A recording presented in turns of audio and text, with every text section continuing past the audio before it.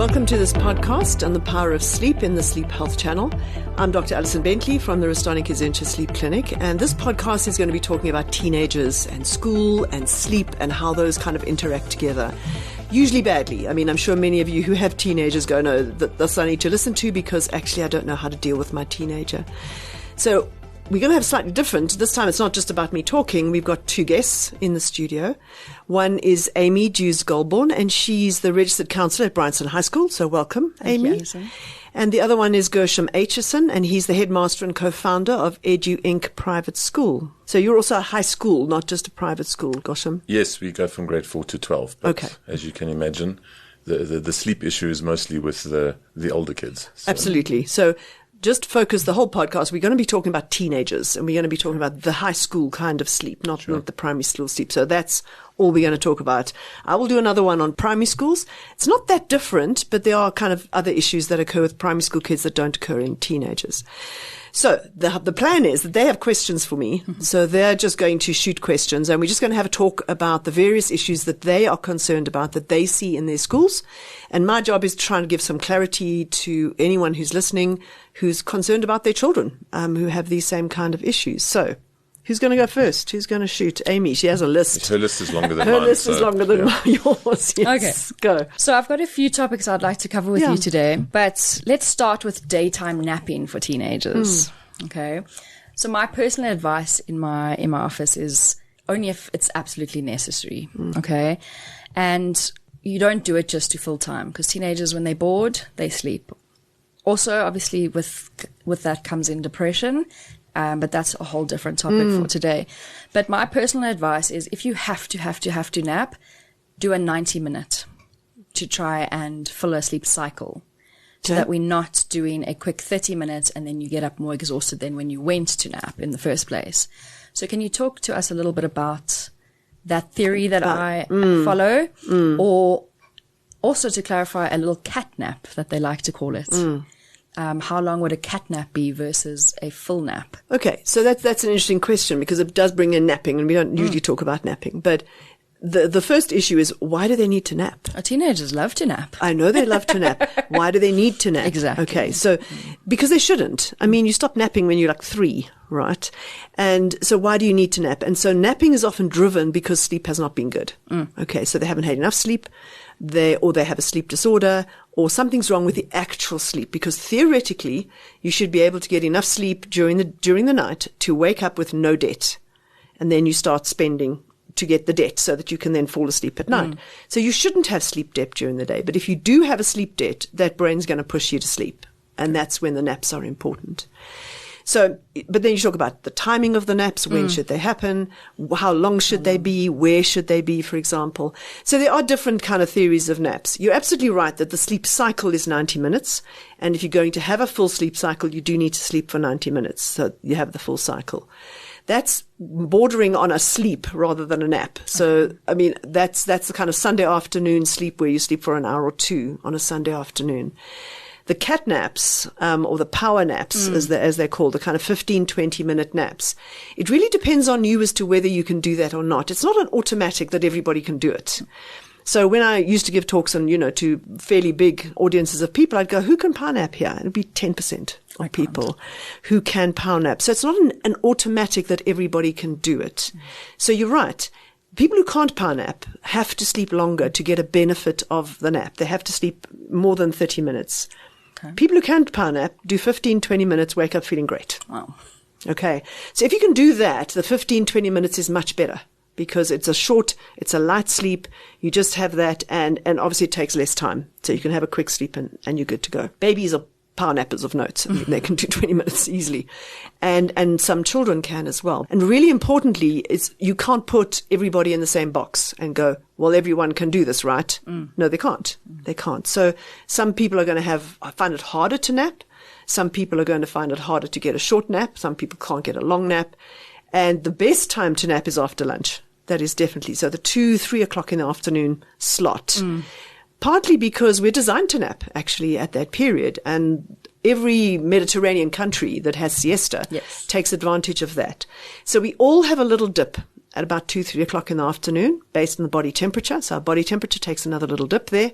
So we all feel something. And how we feel depends on how bad last night was, which is what I was saying about why or do you need a nap? So if you have a good night sleep, then after lunch, you'll just kind of get this, maybe I shouldn't do this hard project right now. Maybe I should just delete emails, because you get a bit of a brain fog. You know you're not functioning well. And then usually after an hour, you're fine to go. But if you've had a bad night, you can literally fall asleep doing anything at that point in time. So that is the best time to have your 90-minute nap, would be 1 o'clock, 2 o'clock in the afternoon. That time is the best time to have the nap. Because it's really important that how you fall asleep at night has to do with how long you've been awake for. And the longer you nap and the closer you nap to bedtime, the harder it is going to be to fall asleep that night. So there are consequences to napping that you don't necessarily notice. You know, anybody who's had small children know that you went through that phase of they can't nap after 2 o'clock in the afternoon, otherwise they only go to bed at 9. It's that kind of thing that we're talking about. So, and particularly with the teenagers who may have difficulty falling asleep anyway, you don't want to add to that. Okay. Does that make sense? Thank you. Yes, perfect. Yeah. So it's a trick. I don't think there's a one answer. It's a different strokes for different folks. Well, you guys have mentioned having enough sleep, and I think that's an important question, perhaps as a baseline question, is how much is enough sleep for teenagers? Always more than they think. Yes, 100%. Pretty much. So definitely more than 4 hours a night. Definitely more than 4 hours. So the normal sleep is tricky because what's quoted always is 7 to 8 hours. So that's an adult. So 7 to 8 hours as an adult as normal. It's not normal. It's the average. Okay. So it's the normal distribution curve. Majority of people are going to sleep 7 to 8, but because it's a normal distribution curve, the stats just work that 5% are going to be outside of that. So 5% are going to sleep less than 6 hours. 5% are going to need 9 or more. Definitely. So, but if you go with the majority, you're going to need 7 to 8. So at least 7 to 8 hours they should be sleeping. That's the bottom line. If you look what is normal, we kind of go probably around there. It leads to one of my questions, and one of the things that I really like to discuss today, and we can interweave it into all the questions, and that is general sleep hygiene. You know, like Amy said, she gives good advice to the kids on what that looks like. And I say to them, good sleep hygiene is, you know, if you're a 6-hour sleeper, you know, or an 8-hour sleeper, if you are sleeping every night or going to bed every night at a different time, it causes more problems than the amount of sleep you're getting. So is that the correct understanding of sleep hygiene? You know, the routine that goes into it and the quality of the sleep that you're getting? I think it's interwoven with changes that happen in every teenager as far as sleep is concerned. So we know that around the age 14, 15, 16, somewhere around there, that every teenager gets a shift by about an hour, delay in their sleep of about an hour, which seems to be a thing that happens with all of them. So they've got like daylight saving built into them? Yeah, pretty much. Yes. So you get children who have been going to bed at 9 o'clock or 10 o'clock quite easily and falling asleep quite easily, suddenly going, can't fall asleep. They can fall asleep an hour later, but then that pays off on the other side. Now they need an hour extra sleep in the morning. So they get this shift as if they are traveling west. Does that make sense? Like it's just delaying a little bit. And the more conscientious the child is, the more likely they are to just hold at that 1 hour. Okay. Because the waking up for school keeps them up early, makes them sleepy a little bit earlier because of the little bit of sleep deprivation, and keeps them just in that little hour. But it's so profound that studies have been done. They've taken entire schools, high schools in the US, and moved them an hour later, the entire school an hour later, and found astonishing changes. Improvement in behavior, improvement in marks, improvement in just interpersonal relationships, improvement in communication, because it's the right time zone for the kids. Yeah. It's never lasted because it's not the right time zone for the parents. Yes. Okay, so the parents can't get And to the rest work of the on world, time. exactly. Yes, the parents can't get to work on time if everything is delayed like that. So it's all been brought back. But within the teenager kind of sleep research literature, a lot of work shows that, they just do have this shift. Interesting. So they're going to wake up tired. That's how they wake up. And parents will universally go, impossible to wake up in the morning. They're grumpy all the way. You just look at kids going to school. The boys particularly are kind of lying in the car with their head back. You can see they're half asleep. And then they get to school and you give them maths first period because they're wide awake. And we kind of go, no, they're not. So that kind of thing. And so they are sleepy in the morning. But there's a problem that can occur even worse than that. So boys mainly, because boys are just boys. boys kind of go, oh, cool, I can stay up late. Right. So I can game more. Mm-hmm. So during the holidays, particularly, what they do is they stay up even later. So they'll stay up till 1, 2 o'clock in the morning. Often if they're doing online gaming, friends from the US will log in like midnight, so our time. So, so they're kind of different continents are playing different times. So they'll stay up till 2 o'clock in the morning, go to sleep, and parents kind of go, shame, they're on holiday, let them sleep in till 10, 11 in the morning. And that's great for the holidays. But in a group of those boys, when school starts again, they can't come back. They're on another time zone. And so they're shifted. We call it delayed sleep phase syndrome because it's now a problem. They're going to bed at 2 o'clock, getting up at 6. There's your 4 hours. That's where the 4 hours come in. And more than that, when I speak to these, because I see a lot of them around this time of the year, because after December holidays, after December holidays, long days in summer, so I see a couple of them now. And when you speak to them, and I always say to patients who have difficulty falling asleep, like, are you sleepy? Like when you go to bed, and they go, I'm not sleepy at all. Like I'm wide awake. And I go, when are you sleepy? Like when do you know? Oh, there's that sleepiness, and they go 2, 3 o'clock in the morning. Sure. I've had patients where it's gone right through till 5. They are sleeping from 5 in the morning through 3 o'clock in the afternoon. So it can get really far out. So they're only sleepy at 2 o'clock in the morning. If you wake them up at 6, it's equivalent to you go to bed at 8:30, right? Yeah, let's say 9. Yes. Let's say 9. Let's say 9 o'clock, right? It's equivalent to waking up at 1:30 in the morning. Yeah, no, that's hectic. And saying I go to school. Okay. Yeah, I get it. So they wake up and their entire system is trying to sleep. Yes. Their blood pressure is low, pulse rate is low, gut is not active. They're just not. They literally feel physically ill. Yeah. Okay. They're not fit for learning. They're not fit for anything. They actually should be asleep. Yeah. Okay. And then they'll be at school, and then they will go through the morning, and then suddenly at about 10, 11 o'clock, they'll say, suddenly I feel hungry. And I go, yeah, because that's when you woke up. When they woke up, right. That's when the gut woke up. They feel hungry, and despite the fact they've had no more sleep, they feel better, like they're more awake, because they are awake. Does that make sense? Yes. So you have a situation where the first 3 hours of school, they're not actually there. Okay. And so that's a major problem. I see that and often. They're getting little sleep at night, so that is a problem anyway. And then it goes into the first, not the lack of sleep, but the poor kind of circadian stuff is over there. Now, what actually, the better sleep hygiene, so we started with sleep hygiene, like going to bed and waking up in the morning. The better thing to control sleep hygiene is waking up in the morning at the same time. Right. Not so much when you go to sleep. Yeah, because what we find is that school, the wake up for school, 6 o'clock every morning, holds this at the bedtime because they are tired at the right time of night if they wake up at 6. Right. But then on weekends, they sleep till 11 and then this goes at night. So does that make sense? Yes, and then we get 2 days of then you get 2 days of shift, acclimating, and then you got to shift back again. Well. Yes. Okay. So you get that backwards and forwards. So just keeping that wake up time, not necessarily at 6 over the weekend, but 7. Just keeping that wake up time keeps them on track so that the next week they start on track again. Right. So sleep hygiene is hugely important. And also when I have conversations, so there's a very clear program that you do to get them back into the right time zone. Okay. We use melatonin to kind of slowly move them back into the right time zone. And it works extremely well, but it requires a lot of discipline. And 16 to 17-year-old boys are not known for their discipline or their love of discipline. Rather impulsive. They are. They rather are. So it's a tricky thing. And and the conversation I have with them is, guys, you have to just do this properly. The timing has to work. You just have to do this properly. Get this routine in and get the routine done. And then speak to the parents and say, look, I understand that you want them to sleep in on holidays. Please don't let them sleep in. And I say to the kids, I don't care if your parent wakes you up and you just lie there shouting at me. That's okay. I'm not there. I don't care. But that's more important for your sleep. You've got to keep your sleep on track because you do have this tendency to shift that way. Always. There's always this shift. And people don't think that routine is important for teenagers, but it's just as vitally important for teenagers as it is for our small children. Well, particularly if you have this shift anyway, so your sleep is going a little bit off, routine is really important to bring it back into place where it needs to be. So the girls tend to be more conscientious and go, and I'm getting up for school and I'm going to go to bed. So they tend to do the discipline thing about the school. And so the mantra that we always use with sleep hygiene is like dental hygiene. If you don't look after your teeth, they go away. Same thing with sleep.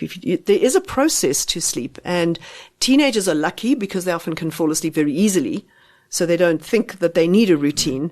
But everybody has a routine. I mean, when you go to bed, you kind of go to the bathroom and you brush your teeth and you put on your pajamas and you get into bed and you maybe read the same 5 pages you read yesterday. But that is your routine. And if you weren't sleepy when you went to the bathroom, you're sleepy by the time you get into bed. Correct. So that routine helps you fall asleep. And so everyone has one. But teenagers, because they can fall asleep so easily, don't tend to have one. But we need to structure that and put it in, and not very popular. So I'm finding the opposite, actually. I've got so many clients that say they cannot fall asleep at night. But that's because they're lying in bed with their phone. Their friends are on different time schedules, or sleep schedules, should I say. And it pings, and then they're back awake, and then they're about to fall asleep, and it pings. That was my next question. Yes. Technology and the sleep hygiene, because it is one of the biggest disruptors in my mind 100%. to this process. Yeah. But there's 2 components there. So one is technology during the night. Correct. And the other one is technology before you go to sleep. Correct. So technology during the night, my response to that is, are you a paramedic? Are you on emergency call? Do you have to save lives? Switch the phone off. Agreed. There's an off button. If you don't know where it is, I'll show you where it is. Yeah. Okay. There's an off button. Switch your phone off. I've got a nice suggestion that teenagers prefer. You get a family basket that lives in a different room, the dining room. Absolutely. And at an hour before your bedtime, you go and put your phone in there. You can put your password on so mom and dad can't check your things. And then the phone stays on silent in that basket until you wake up in the morning. A digital Absolutely. sunset.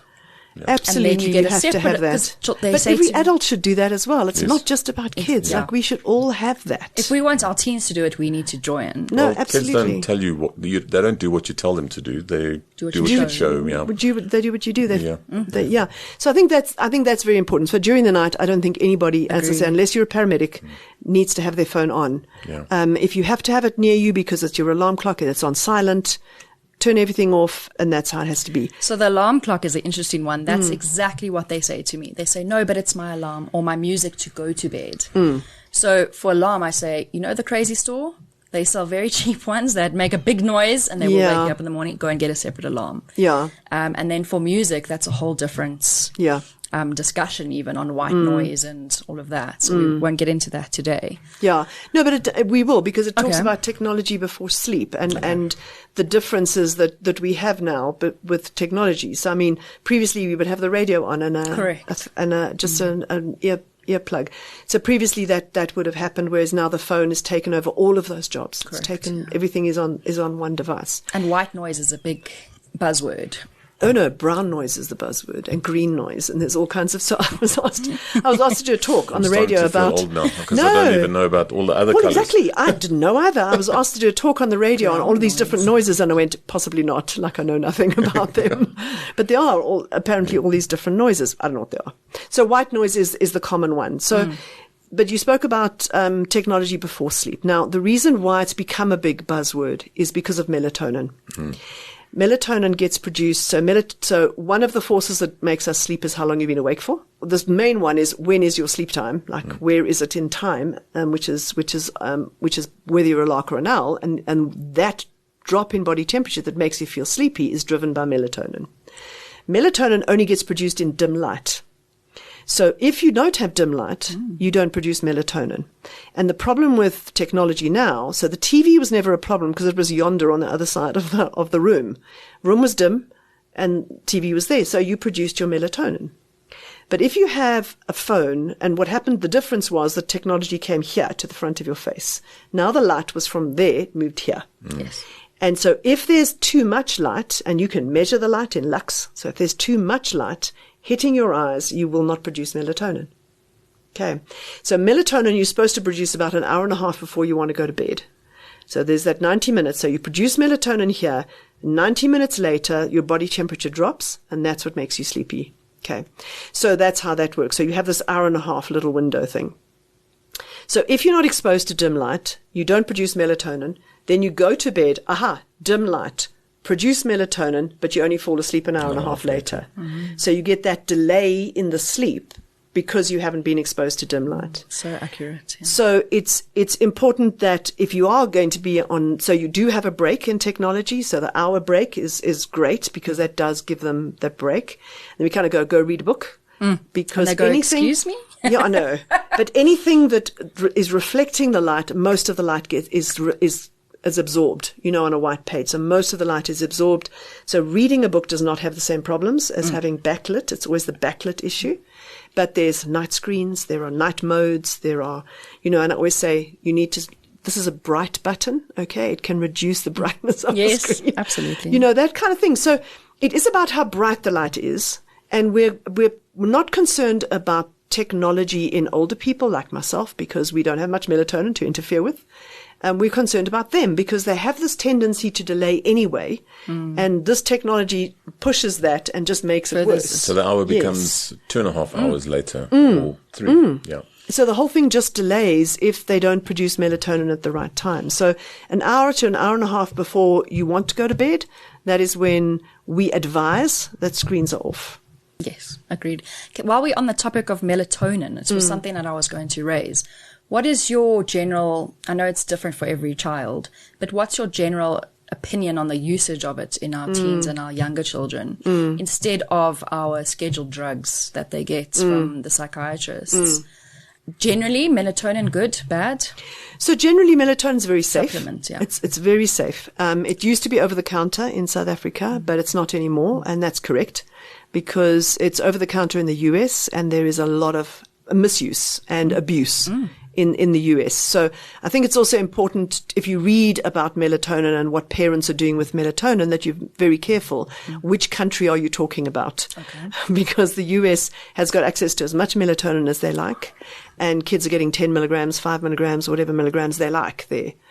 There are very few countries in the world in which it's over the counter. Most countries have it restricted as on prescription. Yes. So here we have 2 milligrams. We also do have a 5 milligram capsule, which is made by the compounding pharmacy. Not sure how legal that is, but it's there. So we do have melatonin here on script, and it is useful in a bunch of children. But it's not a sleeping tablet. It is not something that's going to work in everybody. It just isn't. But there are a group of children where it works extremely well. Certainly children who have some of the syndromes that we know about. I was going to ask about ADHD. So autism spectrum is the big one. So on anyone on the autism spectrum, the evidence we have is that their melatonin is likely to be lower than normal, than control children.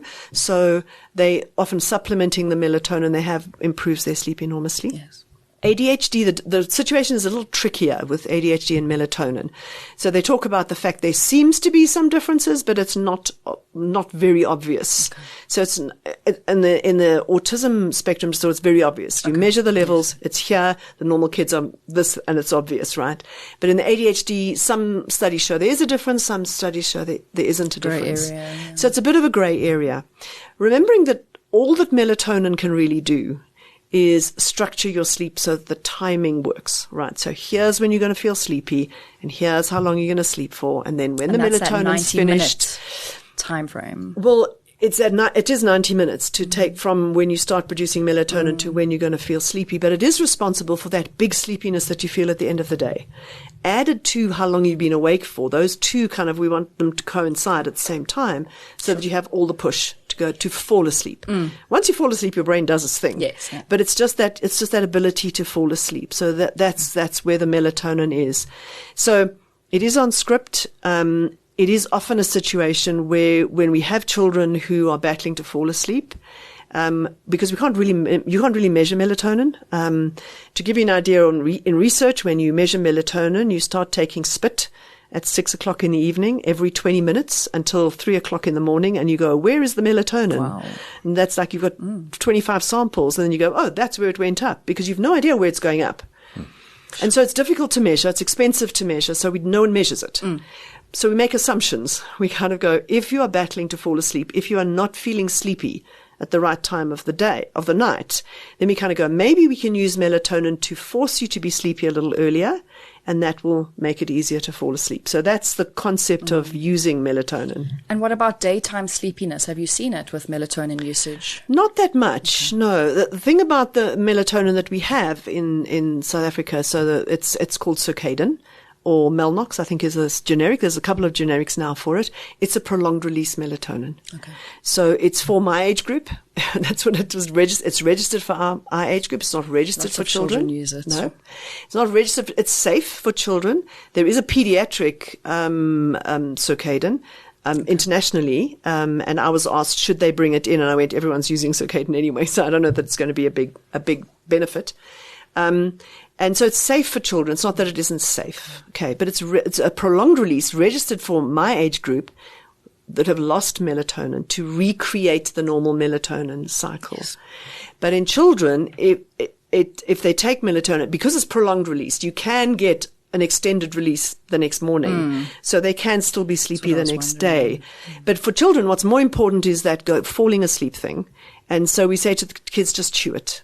If you chew it, you break the structure, the prolonged release structure, and it's now fast release. Yeah. Right. And so you don't get the lengthening bit. I think it's safer. I know it's safer than any of the prescriptive medications, whether it's an antidepressant they're taking or whatever they're taking to help them sleep on antihistamine. It's safer than any of those, but it often doesn't work. It depends how bad. So now we're moving from normal sleep to insomnia. So once you have insomnia, melatonin is not going to work. It's not going to work because it's not enough. Thank you. That's very interesting. Yeah. But again, if you have a kid who's trying to fall asleep at 9 and they've had a delay and their actual sleep is sitting at 12, nothing's going to work to get them to sleep here. Does that make sense? Because essentially, if you think of your sleep, so we pick you again because I know what time you go to sleep. So pick you at 9. If you took medication at 6 in the evening. Yes. And you go, but it doesn't work. I'd go, well, of course it's not going to work. Like at 6 in the evening. Yeah. The same thing is that if you have a child who's drop in body temperature and their sleepy zone is at 1 in the morning and they're taking medication at 10, it's not going to work. So then they end up more and more and more and more meds. They just instead of, so my kind of rant about this whole thing is nobody sits down and says to the kid, what does your sleep actually look like? Can you sleep in the morning? If school started at 11 o'clock in the morning, would you still have a sleep problem? And they look at me and they go, no, I wouldn't, because I'd sleep from 11 till 10 and I'd be fine. Okay, or 1 till 10 and I'd be fine.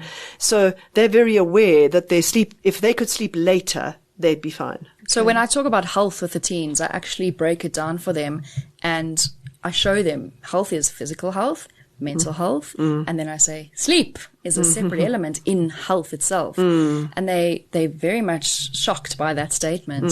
And then we explore the sleep and how long and what times they wake up. And no, I think it's really important because sleep is such a major component of health. It's underestimated. It's behind everything else. Does that make sense? So it buttresses everything. If you've slept well, then your mood is good. Your ability to focus, ability to concentrate, your ability to learn, all of that is good. Even your immune system is improved. Well, everything. But that's, so what I was saying, so just as you look at the consequences of not sleeping well are twofold. There's the next day, grumpy, tired, can't focus, can't concentrate, younger kids, fidgety, can't listen, move all the time, that kind of thing. So there's that day. But more importantly, there's the long-term consequences that we look at. And the important thing about sleep is to consider that what sleep is it's servicing this car, right? Correct. The REM sleep services here and the deep sleep services the rest of the body. So you're servicing the car. If you wake up and you have underserviced the car, either because you haven't had enough hours or because the hours are poor quality because you have sleep apnea or restless legs or something going on, you're underservicing the car. If you underservice your car every night, it breaks down faster. Correct. Okay. How it's going to break down, we don't know. But it's going to break down faster. So you spoke about the immune system. Really good data to show that if you are underslept for whatever reason, more likely to catch a cold, more likely to catch pneumonia. If you have a vaccination, produce less antibodies. Okay. So the vaccinations don't work as well. Less effective, yeah. So they're less effective. And for example, in ICU, if you are sleep deprived in ICU and you then get what's called a septic insult, so you catch some bug or other, much more likely to die. So the consequences are significant. The long-term consequences, we never know what's going to happen. But, for example, your teenage girls, we can tell them that, and this is something they'd be worried about, is the less you sleep, the higher your BMI. Yes. Very closely linked. Yeah. I mean, we have very good evidence you're going to put on weight if you don't sleep well. And you said girls only, or was that for? Well, it's a girl. I mean, girls worry about their weight, Right, but right. I mean, the boys do as well, but less so. But it's a boy thing. No, it's a people thing. Human thing. It's a human thing. Okay. But I'm saying the girls are the ones that you kind of go, did you know that if you don't sleep well, you're likely to put on weight? Yes. That'll kind of stop them in their tracks. Does that make sense? And pull them back. The boys go, if I just take a run and it'll wear it off. And they're right. Yes. But so yes, everyone tends to put on weight. The big problem is if we look at teenagers. So it's a three-way kind of combo, that if you take teenagers who are not sleeping well and you reduce their physical activity as well, then the weight climbs. Mm-hmm. There's just this massive big climbing. They're 4 times more likely to be obese if you put those two together. So the less physical activity, i.e. gaming, sitting around on the computers all day or just sitting on their devices instead of up and running and doing stuff, much higher prevalence of obesity. And then you're in a bad space ongoing for the rest of your life. It's going to lead to diabetes and all sorts of things. Well, it can do, yeah. And sleep does. So sleep, we don't have much data in teenagers for those kind of complications. Yeah. But for adults, it's very clear that if you don't get enough sleep, whether that is from doing shift work, whether it is from having sleep apnea or insomnia or just generally poor sleep or voluntary sleep deprivation, no matter what it is, if you don't get enough sleep, you have an increased risk of everything. Because underservicing this car is a global thing. It is not just about increased heart disease, increased blood pressure, but diabetes, but obesity. It's about depression. If you have insomnia, you have a 10 times higher risk of depression for the rest of your life. It's about liver disease. It's about dementia. It's about everything because it's a global body thing. And that's how you break down. So if you have a car and you underservice it, it's not the same thing that breaks down every single time. And same thing with humans. Something breaks down. So the data we have for sleep apnea and dementia, for example, is if you have untreated sleep apnea, dementia happens 10 years earlier in life. And if you treat the sleep apnea, you can push it back 10 years. So it's absolutely critical. And that evidence is just growing about how important sleep is.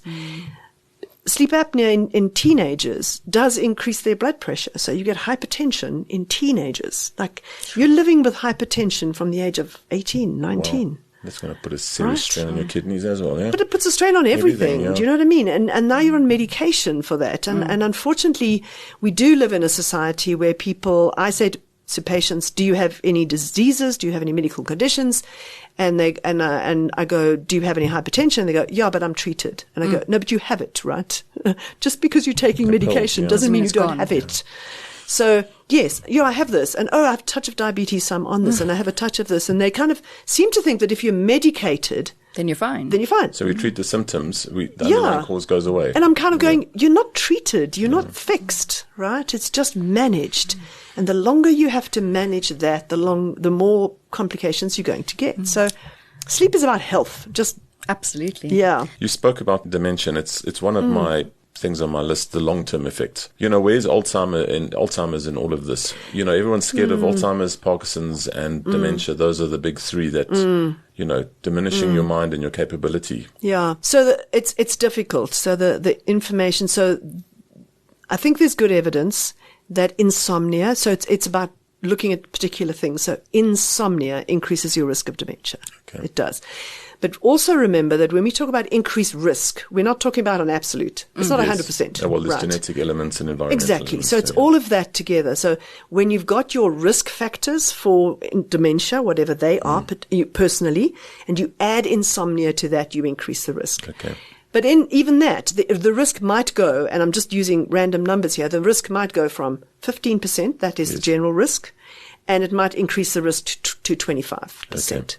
So that is a statistically increased risk, but you still have 75% of people that don't have it. Yeah. Does that make sense? Yeah. Even with the insomnia. Yeah. So it's not as though, it's not that it happens, it's going to happen. It's an increased risk. And our job as doctors is to go, how do we decrease the risk of these things, right? How do we get your health better so that you increase risk? So when it comes to cardiac disease, we kind of go, so you exercise, you have lowered cholesterol, you eat properly, you do all of these kind of things to stop having heart disease. Why are you not looking at your sleep? Because it's now a component, and we now know that sleep apnea and the big disorders and insomnia increase your risk of heart disease. Why would you not fix that to decrease the risk as well Does that make sense? Absolutely. Like you're doing 100%. everything possible. Like this is another thing that you can add to decrease the risk. Doctor, I think, can you, for our parents and our children at home, the teens that I see often throw insomnia out loosely. They use it as a term that they self-diagnose. And obviously it's a sleep disorder. Can you give us a definition of insomnia? Sure. Because it is different to sleep deprivation. Yes. Okay. Yes. It's not the same thing and at all. And it's very loosely coined. It is. So, but it does have a very specific definition. Please. And that is that insomnia is where you get too little sleep for your daytime needs. Okay.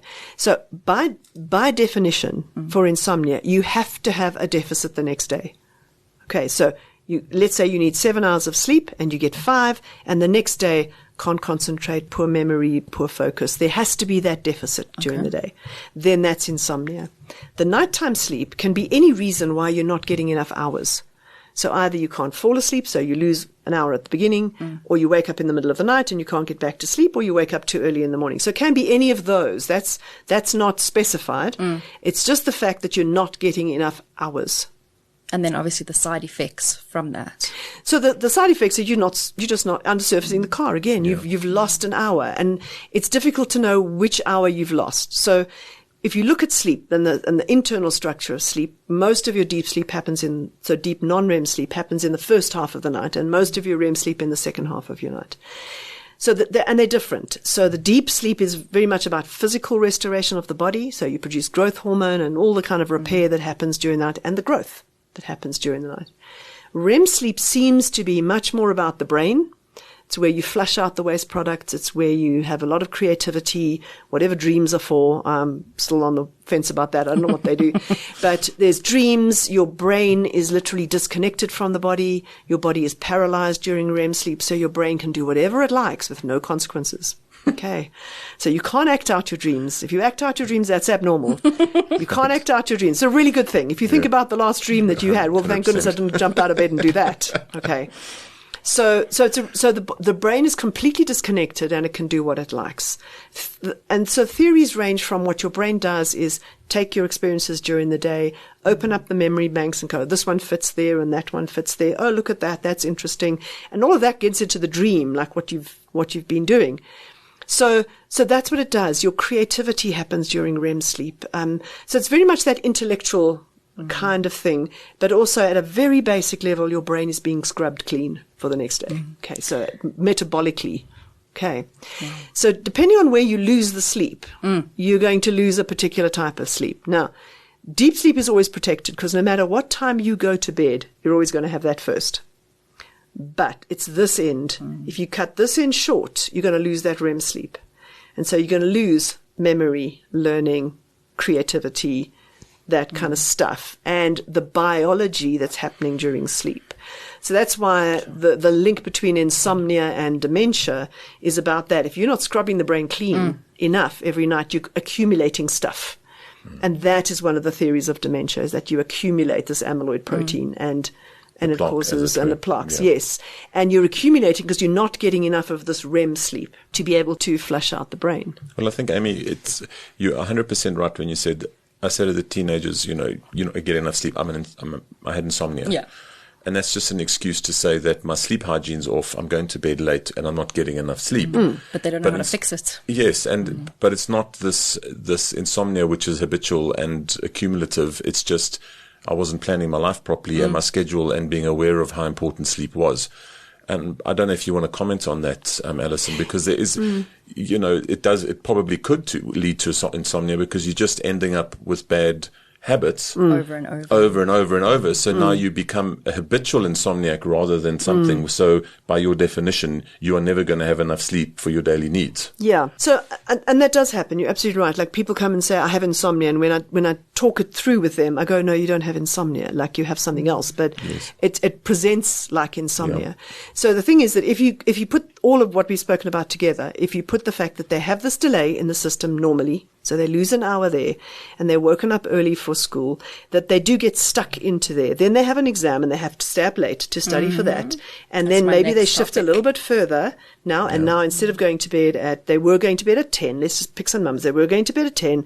The natural biological shift shifts them to 11. Then they have an exam period, shifts them to 12. And so they're kind of getting closer. This end isn't moving.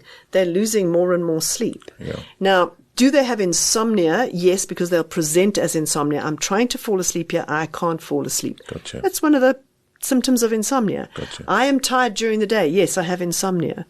But insomnia has many, many causes. It's not one thing. Yeah. Right? So, I mean, so medications can interfere with sleep. So lots of them. So beta blockers interfere. Cortisone interferes. The old antiretrovirals interfered with sleep, like you slept worse on them. If you're going to take a stimulant, so kids, university students taking Ritalin at night to try and stay up and study. Well, good luck sleeping after that one. Yeah. So medications can interfere with sleep. The environment can interfere with sleep. Full-blown sleep disorders. If you have restless leg syndrome, you're going to battle to sleep. When your head is going, I have to move my legs, I have to move my legs, I have to move my legs. And you can't move your legs so that they're quiet and fall asleep at the same time. So that interferes with falling asleep. So there are lots of reasons why you can have difficulty falling asleep apart from the delay. Is that this natural delay that you already have? So they're maybe not wrong in calling it insomnia because there's a difficulty in falling asleep. Does that make sense? Yes. Yeah. What we then get stuck with is, why are you having this difficulty falling asleep? Sure. And the big question is, are you sleepy at your bedtime? If you're not sleepy at your bedtime, it's this delay that's happened, right? And then we need to move your sleepiness back into an appropriate bedtime. So I get the sleepiness by 8:30. I want to get into bed. If I push through until 9:10, suddenly I'm wide awake again. It goes. Yeah. It goes away. So I just want to talk about what that feels like and obeying the rules of nature, as it were, or overriding them. And I'm just, I'm acutely aware of my sleep because it's important to me. I don't like functioning on no sleep or little sleep. Is that a thing? If you push through that natural sleepiness to then push through, does it stay with you? Does it go away? Does it come back again? So it's a tricky one, because a lot of people will say they feel super sleepy around 7, 8 at night. That's where they feel sleepy. And particularly if they're not getting good sleep, they'll say, I'm sleepy around that kind of time. But if I push through, it goes away. And I go, because that's not your natural time to fall asleep. Right. And what happens with patients who have insomnia is they start going to bed then, because they go, maybe I can catch that. Gotcha. But if they catch it, they'll get 1 or 2 hours of sleep, and that's all. Okay. And they're back up. Because that sleepiness there is often, and when you talk to them, I go, is that the first time you sit down all day? Gotcha. Okay. Right, fair enough. Okay. And they go, yeah, I know it is, because there's get up, get the kids to school, work, blah, blah, blah, get the kids back, have dinner, exactly. clear up, sit down and watch TV. Yeah. That's when they feel tired. Gotcha. That tiredness is because of last night. Gotcha. Okay. And it's tiredness from the day, but it's maybe not the right time to go to sleep. So if you try to take that, so the worst thing that patients with insomnia do is they try to get that sleepiness at 8. Okay. Then they wake up and they go, but I'm just going to stay in bed. And they end up with a sleep schedule. It's 8 to 6. Does that make sense? They're staying in bed from 8 o'clock because that's when the sleepiness 10 hours, is. 10 hours. But they're not and sleeping. They're getting 4 hours of sleep. You can't sleep for 10 hours, right? And that's the biggest problem with insomnia, is that people do that. It makes sense to them. They kind of go, well, this is when I'm sleepy. Makes sense to them, but then they're lying for 4 hours in bed, freaking out about their sleep. And that's where when we talk about the process of developing insomnia, we often start with a precipitating event. Something starts it, exams, death in the family, divorce, something starts this inability to sleep because you're super stressed. And then most people who have that kind of insomnia, it disappears and their sleep comes back. But there's a group of people where the insomnia continues and becomes chronic insomnia or insomnia disorder.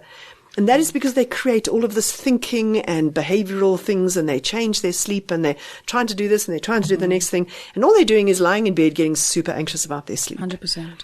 And that's what we call the cognitive behavioral model of insomnia. And then that's why we use CBTI, my favorite, to treat insomnia, because we get rid of the behaviors. So the first thing we do is make them spend less time in bed. If they can't fall asleep, get up, go and do something to distract yourself, to get that sleepy feeling again. And go back to bed. And then the cognitive anxiety kind of changes once the sleep comes back. 100%. Yeah. Can I take our conversation to studying and learning? Sure. Because I'm often the one to educate teenagers on not pulling the all-nighter because they think that'll work. But so my specific question to you is to explain to them that sleep actually finishes the learning process and locks in what you've just spent hours learning. And that's a concept I'm bringing up daily because I didn't get enough time. I'd rather just study the whole night through, and then they blank out in their tests. Of course they do. So can you speak on that a little bit? I was asked to do some talks on learning and memory and that kind of thing. So I looked up the literature, and in 1928, which is a long time, it's nearly 100 years ago, there was a paper, wouldn't pass muster now, just 2 people that they did this research on. Sure. But they looked at people and they gave them something to learn, and then each of them did the same thing twice. So they gave them something to learn, and then they either kept them awake for an hour or let them sleep for 30 minutes and assessed how much they remembered. And there was no question that they remembered significantly more if they'd had the sleep. Okay, so that 30 minutes of sleep, they remembered significantly more than if they'd stayed awake. So that's where it started, and it's well known now that, and you're absolutely right, there are 3 different processes to memory. One is putting stuff in. Like you got to read the books. Okay. So if we take that as study, you have to read the books. Now, the really important things about reading the books is if you are sleepy, you're only taking in 30-40% of what you're reading because you can't focus. You can't concentrate. It's not an active process. You've got to just put that in. So if you are sleepy to start with, so this all-nighter thing, it's taking you much longer to learn. I mean, it just is taking much longer to put it in. 100%. Okay. So that's the first process. That's called putting it into the brain. Then you've got your sleep, and your sleep, you're absolutely right, sleep hardwires everything. So part of the REM process and the memory function is that sleep hardwires those memories, and so they're there. Okay. And the third part of memory is recall. So you can only recall as much as you've hardwired. There we go. Right. So if you take in less because you're tired, and you sleep little, so you don't hardwire it, you might only be able to recall 20% of what the work was. Yep. Okay, so you just have to do the math. If you only input 50% and you only hardwire 50%, you're down to 25% that you remember. So the studying technique that I always recommend to students is that they study for an hour and a half. If they can, take a 30-minute nap. Wake up, have a cup of tea, study for another hour and a half, take a 30-minute nap. If you have to, study for long periods of time. Rather take naps because you've then kind of banked it. Does that make sense? So you go, I've learned this, it's banked. Now I can move on to something else and it's banked. So each time you bank it by sleeping. That's what you do. Not by resting, not by meditating, not by watching TV, not by going on your phone, by sleeping. Well. I just wanted them to hear it from somebody else. Yeah, no, there's no question that's how it works. And so just, even if you need to study late, having that sleep, you are going to remember more than if you stay awake and try to do it again. That's just really how it works, how sleep works. I want to just dive a little bit deeper into the stress around studying and how does lack of sleep increase your cortisol levels? Absolutely. The anxiety around because you're not resting or relaxing. And then obviously the solution to that is anxiety medication because sleep would not come first. It would be the meds first. And then talking about generally as a population, the youngsters' mental health is becoming more and more of an issue. And how much of that are you seeing research related back to bad sleeping and technology interfering with sleeping? And then possibly one of your big bugbears, the medication that kids are taking, the stimulants that they're taking to keep them awake all day. It's probably a very big topic, but we have to talk about that because without good sleep, I start getting grumpy and then I start getting anxious and then it's a vicious cycle. It's a spiral downwards. Well, it is. And I think we need to also understand that stimulants and those kind of things are actually readily available. I mean, we ignore the Ritalins and things like that, but there's coffee, there's Red Bulls, there's Monsters. Monsters are a huge thing. There's all of those things, right? So there's all of those energy drinks which have loads of caffeine in them. And people don't understand caffeine. They go, oh, it only works for 2 hours. No, it's there for 6 hours. It's there for 6 hours. And so if you are taking Monsters or whatever in the early evening, there's a good chance you're not going to be able to sleep on that. It's 2:00 for me. Last coffee before 2. Otherwise, yep, that for use and at 9. Yeah, absolutely. You need to consider that. And so we only kind of say to people, like, if you want your sleep to be, if there's a problem falling asleep, then pull the caffeine away. Like, just try it, see if that works. Doesn't always work. Some people are incredibly tolerant to caffeine. The worst I ever heard was a shift worker at the Hendrina Power Station who was drinking 30 cups of filter coffee a shift. Oof. A shift. Because you do get tolerant to caffeine, and you just keep increasing the dose. So if you see it as a drug, you're just increasing the dose. And mine workers who were taking some magic muti, that they had constructed, usually grandpa tablets with Coke, those two combos, and they would have this little bottle, and they would say, I know it's working because my heart is beating faster. And I'd go, that is not a good thing. Yeah. Okay. So, but that's what people do, is they kind of go, I need to stay awake. I will do whatever it takes. Yeah. So and we need to consider the Monsters, etc., as drugs, because they are. They absolutely are. It's not just about sugar and that kind of energy. So, but the sleep and anxiety becomes a very vicious circle. So if you're battling to fall asleep, you start getting anxious about the fact that you can't fall asleep. And then if you get anxious, you can't fall asleep. Yeah. And that's what actually sustains the long-term insomnia. And in fact is the primary driver of the long-term insomnia is that people, if you speak to people who have long-term insomnia, that they start getting anxious about their sleep after dinner. Yeah. So way before they actually go to sleep. And this anxiety builds during the night. And then by the time they go to sleep, they just can't. I mean, they're freaked out completely. Yeah. And the problem is that if you then give people sleeping tablets, they don't work because there's this massive anxiety. Sleeping tablets don't manage anxiety. Yeah, they just don't do that. So you end up with a situation where people are taking this and they're taking that and they're trying to manage this and they're just trying everything to be able to fall asleep instead of kind of going, what is the basic mechanism here that we're talking about? And the fact is that the anxiety is the big thing. Yeah. Now there are two types of anxiety. There is anxiety that you have about everything. That's generalized anxiety. Worry. And then there's specific anxiety about sleep. Okay. Does that make sense? And they're different. And you don't need anxiety meds generally, like the antidepressants and things like that, to manage just that anxiety about sleep. You need to treat the sleep, and then that anxiety goes away. Gotcha. Okay. So sometimes we do say to children particularly, try some rescue remedy, try some Biral, but at dinner. Not before you go to bed, because by then the anxiety's up here and it might do that. Might drop it a little bit, but not enough to solve it. But after dinner, if you feel your anxiety building about sleep, take it then. Because the anxiety doesn't build then. It kind of flattens out, and then it's much easier to fall asleep. And that's a better option than trying to use a sleeping tablet. So I actually harp on about that specific time after dinner in terms of me time for anxiety. So for example, you say and take your Biral. I like that. But then you also move your hot shower to later. So instead of showering when you get home from sport, you actually use it as part of your bedtime routine. Because just the hot water is therapeutic in itself. And then you include in your before bedtime your 30 minutes of me time. And I say that's not allowed to be digital at all. So it can be an adult coloring in book. It can be beading. It can be reading a book. That's horrible to them. But it needs to be something that even watercolor painting, just me time, and it's your reward for getting through the day successfully.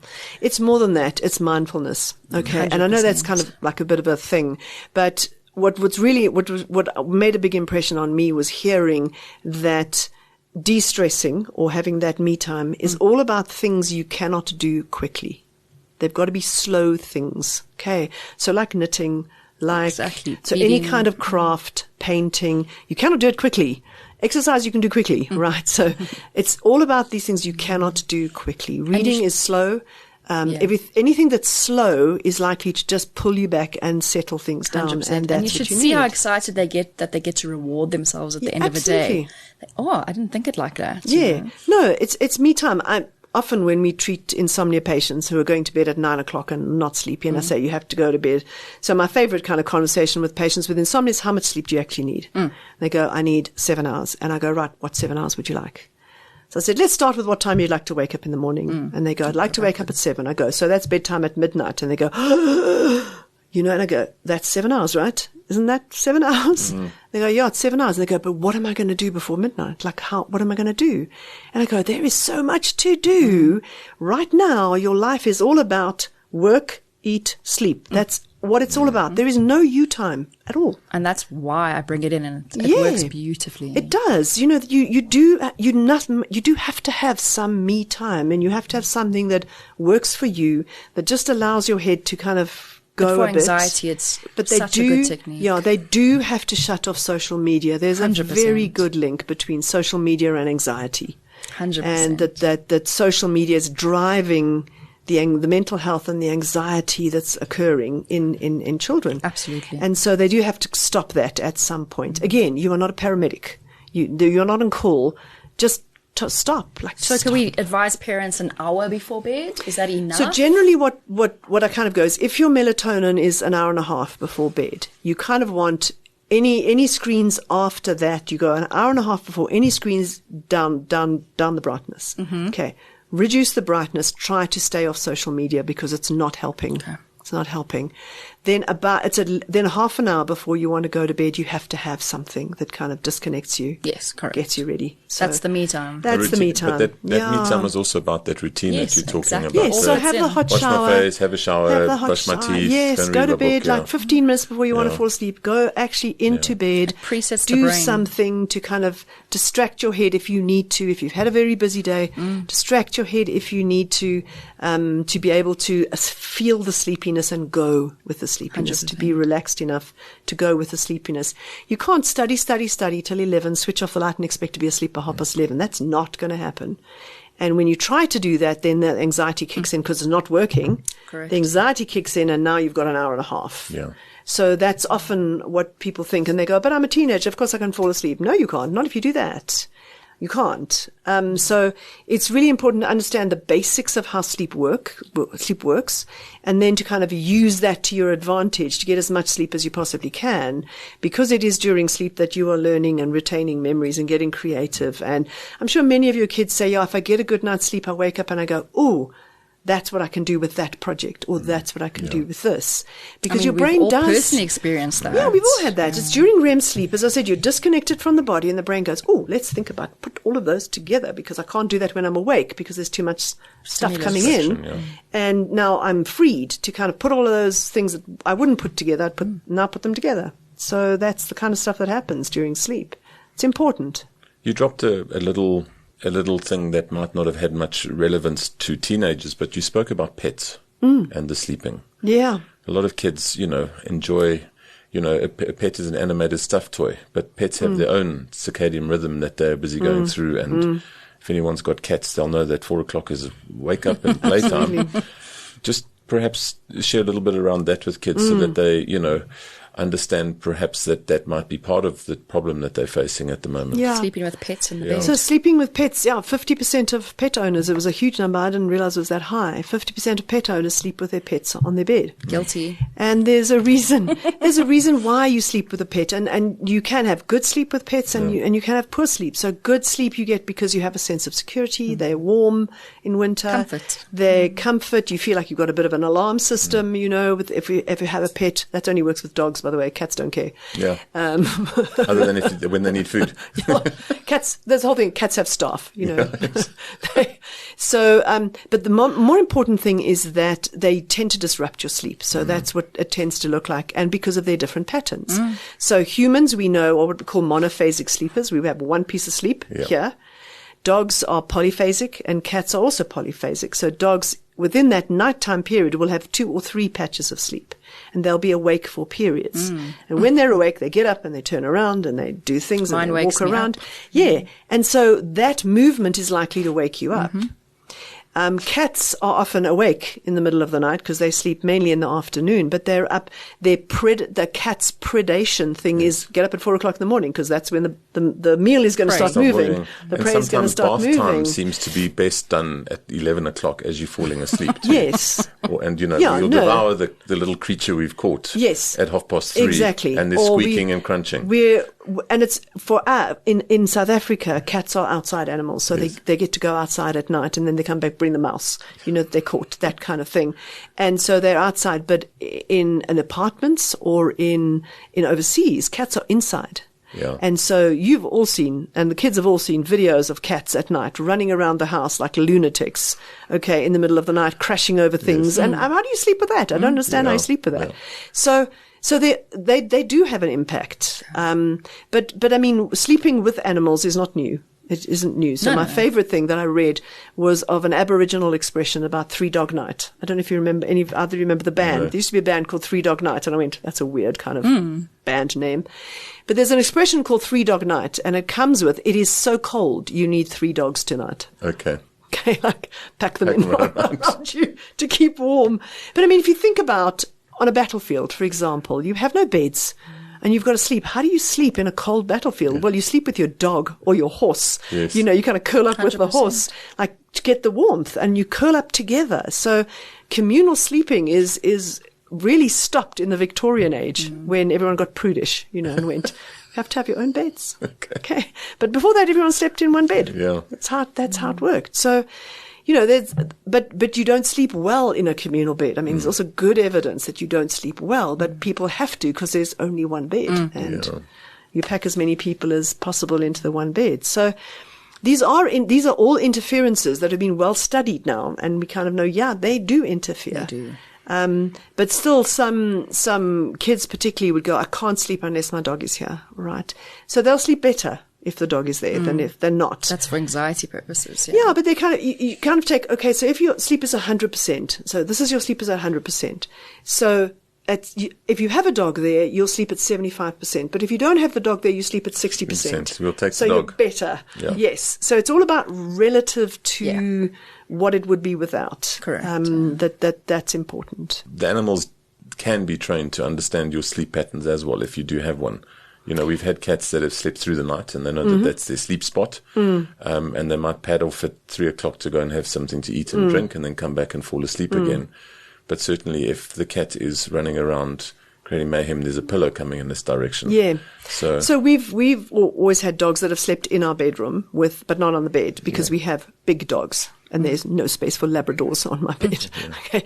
So we've always had big dogs. So they always slept in our bedroom, and exactly that. They get up when we get up. Yeah. So they're not asking to be let out at 3:00 in the morning, and they're not asking that kind of thing. So yes, I don't know if we trained them. We just kind of went, that's how it works. That's how it works. So when our dog, so we have one dog at the moment, says he needs to go out in the middle of the night, we go, this is a problem, right? Like, we better let him out because something's going to happen. But not usually. So he comes to bed with us at 11:00 at night, and he sleeps through the night. He moves, so I can hear him moving from my side of the bed to my husband's side of the bed. So I can hear him moving, but he doesn't ask to be let out. So dogs can be trained. Cats, And is there not anything, sure about cats. Yeah. Is there any evidence to suggest that, was it just a human thing, a personal preference that, women have as they get older, struggle more with sleep and men less? Is that absolutely part of menopause and all of the things that go with it? Okay. So, and also the melatonin. So your melatonin drops at about age of 50. Okay. Everybody has a drop. It continues to drop from 15. Once we get 15 is your best melatonin that you have. Okay. Once you get to about 55, we know that it's low. It's too low at 55. Okay. And then it continues to drop, and about 70 you have nothing. Okay. So if you're a good sleeper and you just go to bed and you fall asleep and that's it, well, then you just continue sleeping. But there's a group of people where melatonin is important, and so they start to have trouble falling asleep. They don't feel sleepy enough at night. Trouble falling asleep, their quality goes down a little bit. So that's a universal thing that tends to happen over the age of 50. But what also happens over the age of 50 is that's where men tend to put on weight and start snoring. So you have this kind of these two intersecting things that are going to happen. And women's sleep gets worse, men's are snoring, and then it hits together, and the women are going, I can't sleep. Okay. And often men are turning around, you've slept with my snoring for like 20 years. Like, why all of a sudden is it now a problem? And women are often not recognizing it's their sleep that's got worse.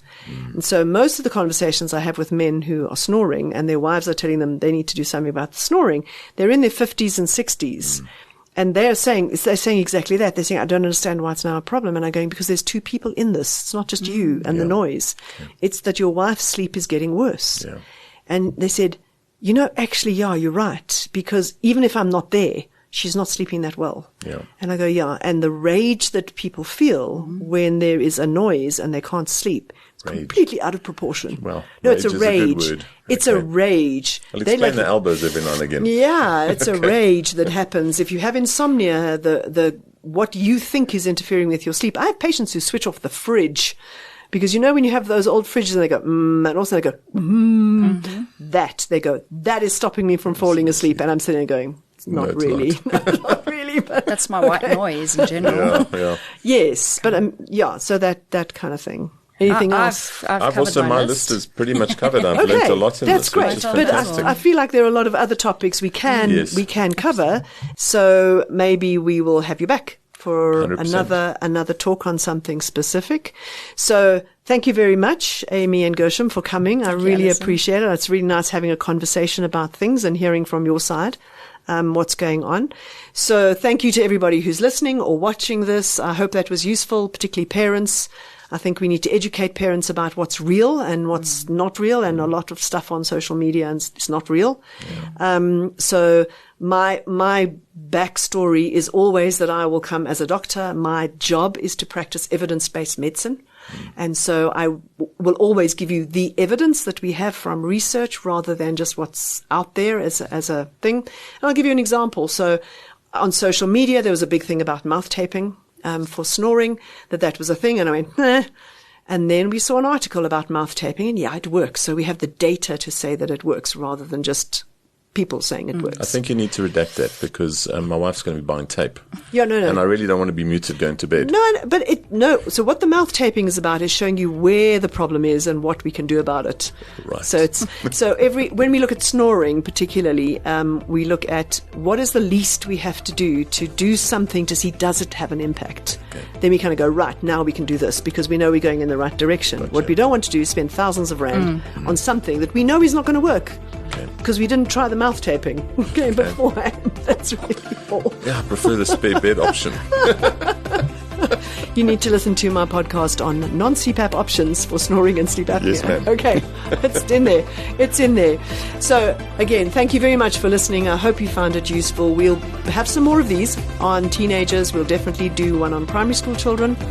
That I hope can give you some ammo to know that you're doing the right thing for your child. Children need to sleep. Adults need to sleep. That's why we call this sleep health.